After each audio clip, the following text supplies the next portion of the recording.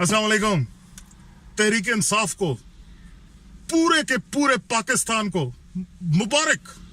आज भाइयों एक और जश्न का दिन है। बल्ले में बल्ले, फिर तो मौजे ही हो गया कि ये नूनगुन्ने, ये पटवारी, ये बिल्ली के ख्वाब में छिड़छिड़े देखने निकले थे कि खान साहब को भी नाअहल करार देंगे, और इनका जो नाअहल लीडर उसको उसका मुवाजना खान साहब से कर रहे थे।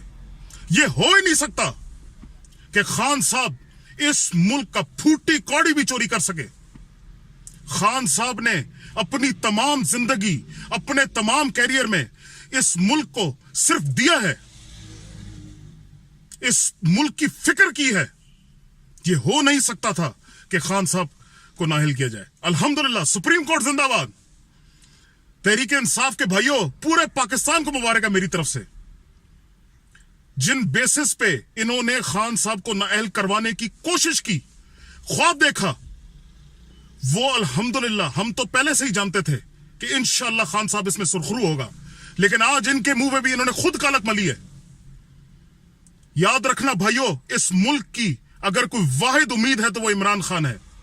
अगर मेरे और मेरे बच्चों की मुस्तकबिल का कोई वाहिद मुझे उम्मीद किसी से नजर आती है तो वो इमरान खान है।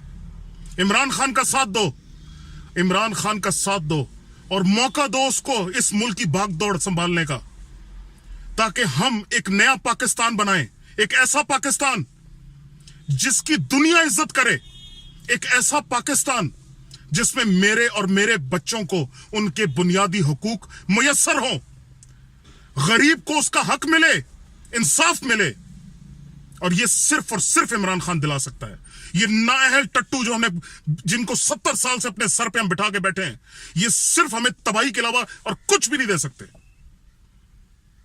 मैं आप सबको फिर मुबारकबाद देता हूं। इमरान खान जिंदाबाद, तहरीक इंसाफ जिंदाबाद, पाकिस्तान जिंदाबाद।